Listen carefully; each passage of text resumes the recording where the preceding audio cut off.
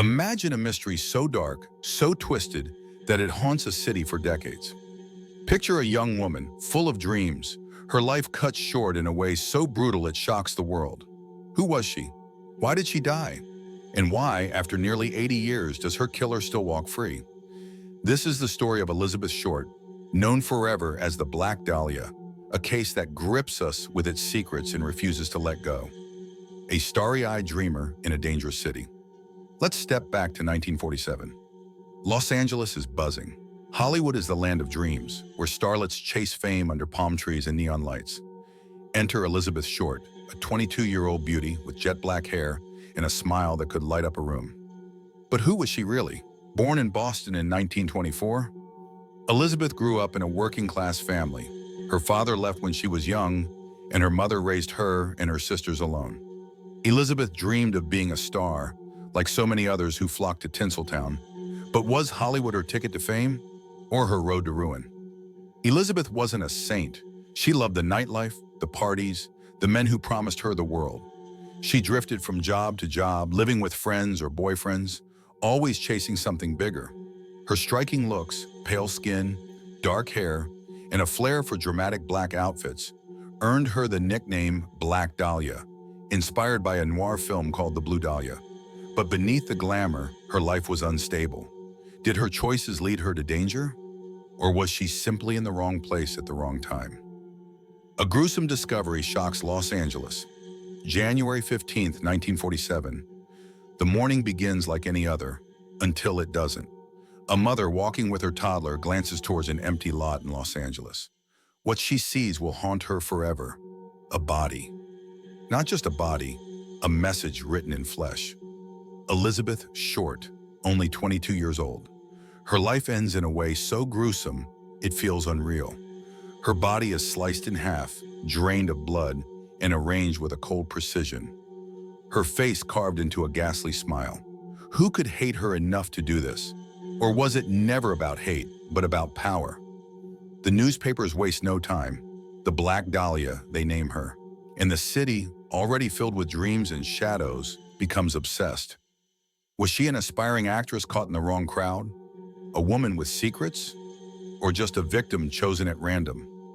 The police search for answers, but what they find only deepens the mystery. No blood at the crime scene, meaning she was killed elsewhere. Her body scrubbed clean, erasing almost every trace. It wasn't sloppy rage, it was careful, calculated, the work of someone who wanted to be remembered. Was the killer mocking the police? Or was this their masterpiece? Theories spread like wildfire. Some whisper of doctors, skilled with scalpels. Others point to jealous lovers, criminals, even Hollywood power players. Each lead twists into another dead end.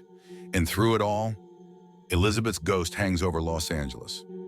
A reminder that the city of stars can also be a city of nightmares. The Black Dahlia wasn't just a murder. It became a story that blurred the line between fact and myth. And still, one question burns. Who turned a young woman's dream into America's most chilling unsolved mystery? The investigation. Here's where it gets messy. The LAPD throws everything at the case. Detectives interview hundreds of people, friends, lovers, acquaintances. Elizabeth's life was a whirlwind of connections. She dated soldiers, businessmen, even shady characters. But every lead fizzles out. Was she killed by a jealous lover, a stranger, or someone she trusted? The police can't pin it down. The media doesn't help. Reporters flood the city, spinning wild stories. Some say Elizabeth was a party girl who got in over her head. Others paint her as an innocent victim. Fake confessions pour in, people craving attention. One man even claims he killed her, but his story falls apart. The police chase ghosts and the case grows colder by the day. Why was it so hard to find answers? Was the killer a mastermind or just lucky? Theories that keep us guessing. Let's dive into the theories, because this is where the Black Dahlia case gets wild. Over the years, dozens of suspects have been named. Some are plausible, others are downright bizarre. Ready for a few? Buckle up. First, there's George Hodel, a brilliant but creepy doctor, Hodel lived in a spooky Los Angeles mansion and had a taste for the macabre. His own son, a retired detective, later claimed George was the killer, pointing to his medical skills, perfect for the surgical precision of the murder, and his shady lifestyle. Hodel even fled the country in the 1950s. Coincidence? Or a guilty man on the run? Then there's the jealous lover theory. Elizabeth dated a lot of men, some of whom weren't exactly stable. Could one of them have snapped? A soldier named Robert "Red" Manley was one of the last people to see her alive. He dropped her off at the Biltmore Hotel on January 9, 1947. He passed a lie detector test, but was he telling the whole truth? What if someone else was waiting for her that night? And don't forget the serial killer angle. The Black Dahlia murder shares eerie similarities with other unsolved crimes of the era, like the Cleveland torso murders. Was Elizabeth a victim of a roaming predator? Someone who killed for sport and vanished into the shadows? The thought chills you to the bone. The media frenzy, fame after death. Here's a twist. Elizabeth Short became a star after her death.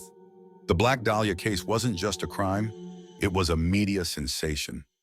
Newspapers splashed her face across front pages, turning a private tragedy into a public spectacle.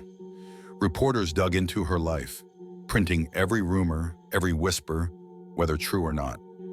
Was she an aspiring actress? A wanderer chasing fame? Or simply a young woman in the wrong place at the wrong time? The press didn't care about the truth. They cared about selling papers.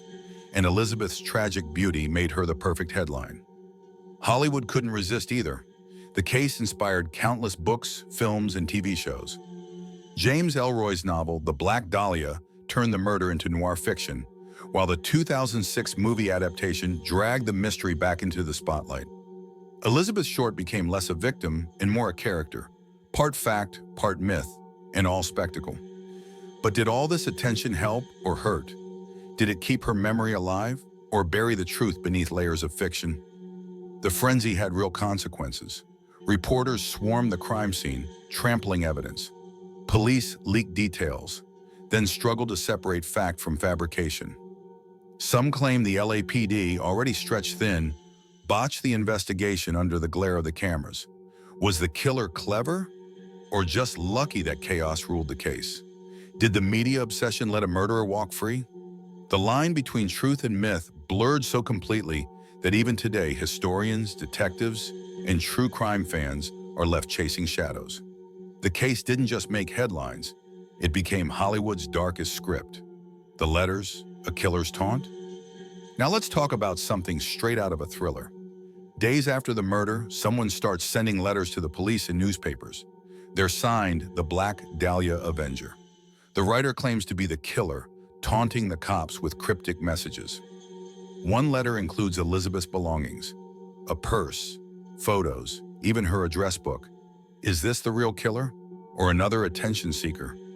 The letters keep coming, some with gruesome details only the killer would know, but they lead nowhere. The police analyze handwriting, chase leads, but the trail goes cold. Were these letters a sick game, or did the killer want to be caught? The mystery only deepens.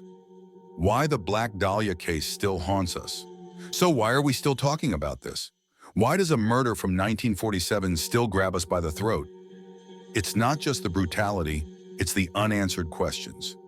Elizabeth Short was a real person, not just a headline. She had dreams, fears, and a life cut short. Her story reminds us that evil can strike anywhere, even in the glitzy heart of Hollywood. And the fact that her killer was never caught, that's what keeps us up at night. The Black Dahlia case is also a mirror. It shows us how society treats victims, especially women.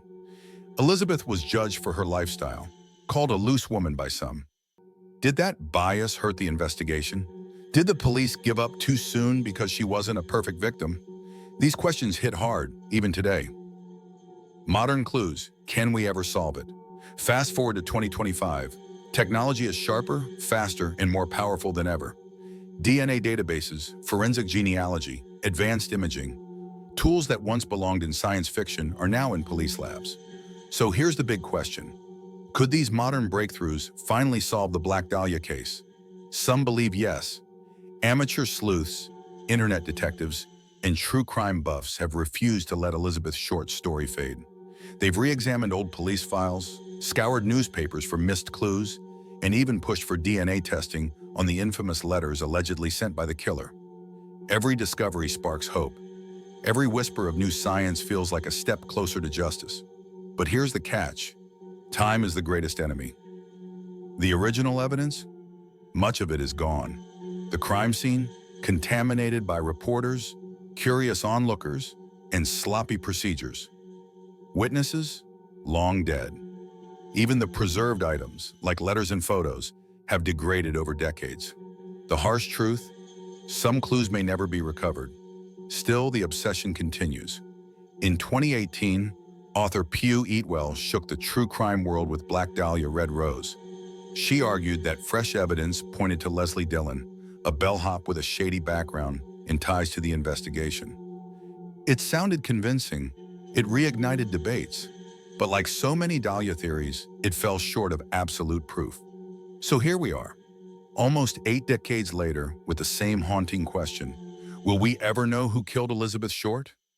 Or has the Black Dahlia slipped too far into myth, forever trapped between rumor and reality? The legacy of the Black Dahlia. Let's wrap this up with a final thought. Elizabeth Short's murder isn't just a case. It's a legend. It's a story of dreams, danger, and a city that eats its own. It's a reminder that some mysteries don't get solved, no matter how hard we try. But maybe that's why we keep coming back. The Black Dahlia isn't just Elizabeth's story, it's ours.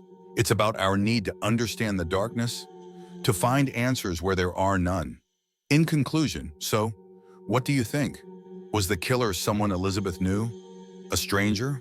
A monster hiding in plain sight?